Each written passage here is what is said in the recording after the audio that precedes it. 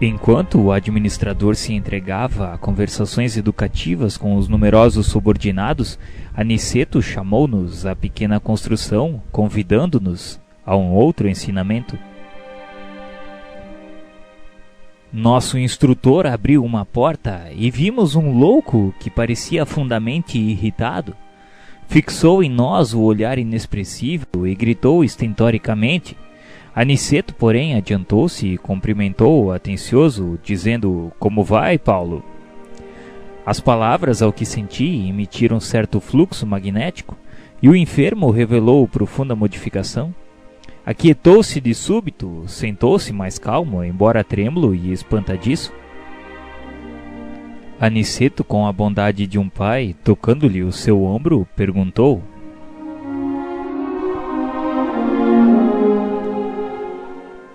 "Você tem sentido melhoras, Paulo?" Ao contato pessoal de Aniceto, o doente mostrou algum raciocínio e respondeu: "Vou melhorando, graças." "Vamos, meu irmão, termine a frase. Você consegue." Graças.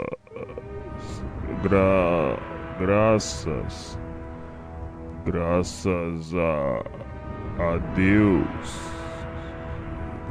Graças a Deus.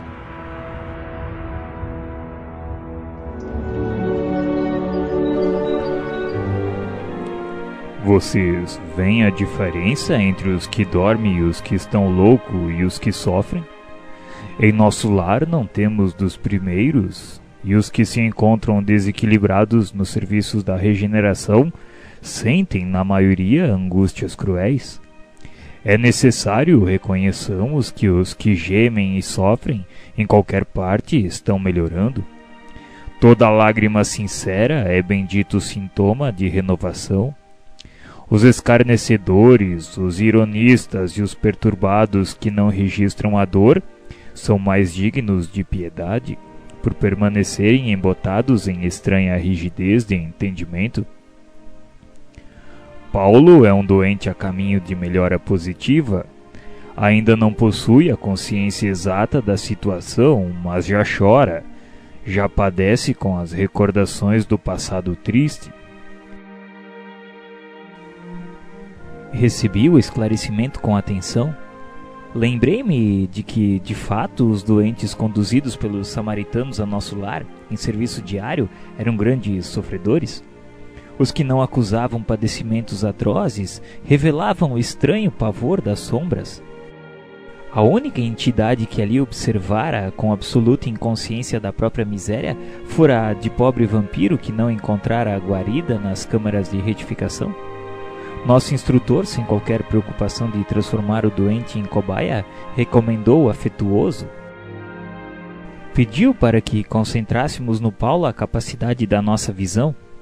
E, estimulado pela experiência anterior, fixei nele todo o meu potencial de observação.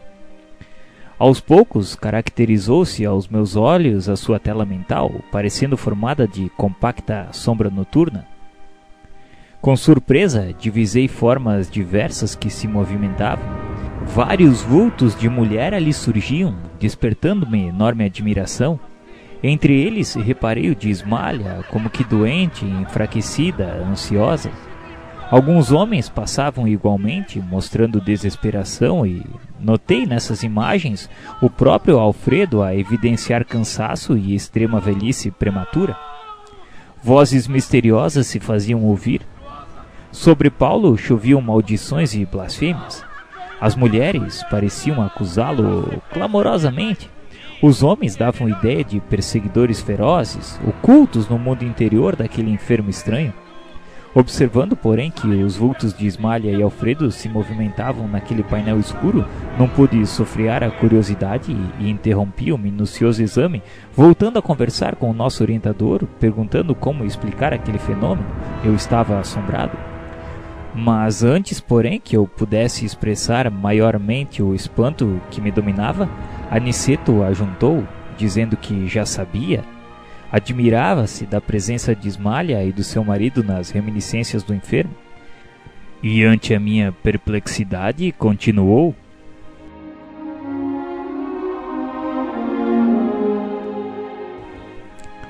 Já sei. Admira-se da presença de Ismália e do seu marido nas reminiscências do enfermo. Lembram-se da história de Alfredo? Temos diante de nós o falso amigo que lhe arruinou o lar. Paulo, contudo, não somente cometeu a ingratidão, como envenenou o espírito de outras senhoras, traiu outros amigos e destruiu a alegria e a paz de outros santuários domésticos. Observando Ismália aflita e Alfredo desesperado nas recordações dele, vemos as imagens criadas pelo próprio caluniador para seus próprios olhos. Nossos amigos deste posto evolutiram, transpuseram a fronteira da mágoa, escaparam aos monstros do ódio, vestem-se hoje de luz.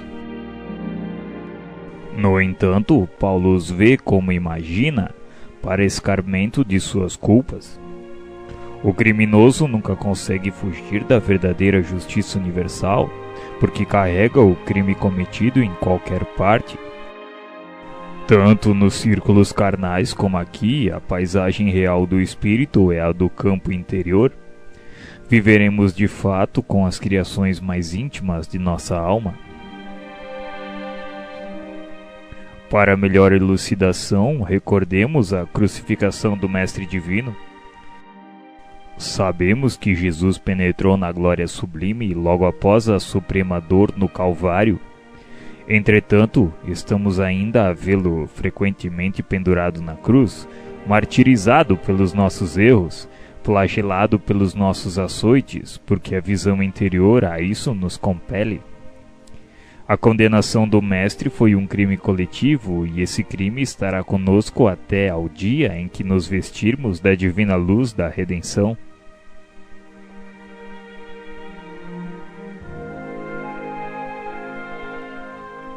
O esclarecimento não poderia ser mais lúcido? Sentia-me diante de nobre revelação. O dever possui as bênçãos da confiança, mas a dívida tem os fantasmas da cobrança. Mas, Sr. Aniceto, Paulo veio ter casualmente a este posto? Não, André. Foi trazido pelo próprio Alfredo, que se sentiu necessitado de disciplinar o próprio coração. Nosso amigo, que hoje dirige esta casa de amor, desprendeu-se do mundo sob intensa vibração de ódio e desesperação. Sofreu muitíssimo nos primeiros tempos, embora nunca fosse abandonado pela dedicação da abnegada companheira. Alfredo, todavia, não pôde ver Ismália enquanto não se desvencilhou das baixas manifestações do rancor. Socorrido em campo da paz, compreendeu as próprias necessidades. Tão logo adquiriu algum mérito, intercedeu pelo amigo infiel, buscou em recanto abismal e tão nobremente se dedicou ao aperfeiçoamento de si mesmo, que conquistou a posição de administrador de um posto de socorro. Trouxe o tutelado em sua companhia e trata-o como irmão atualmente. Não julguem que o marido de Ismália conseguiu essa vitória espiritual tão somente pelo fato de desejá-la. Ele desejou-a, procurou-a, alimentou-a e agora permanece na realização. Há muitos anos conversa com Paulo diariamente.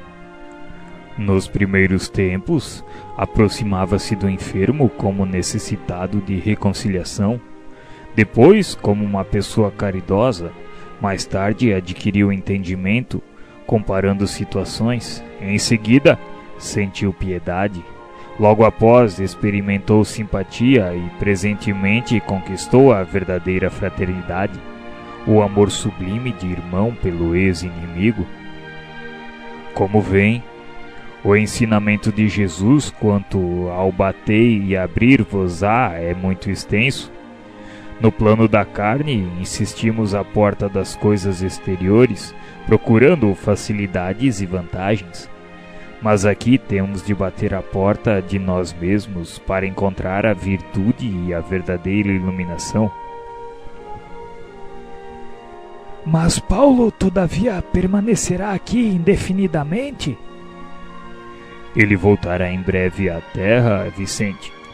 Ismalha tem feito a seu favor inúmeras intercessões e não deseja que ele, ao retomar a razão plena, se sinta humilhado com o benefício das próprias vítimas. Uma das irmãs por ele caluniada no mundo já voltou ao círculo carnal, e a abnegada esposa de Alfredo pediu-lhe que recebesse Paulo como filho tão logo seja oportuno.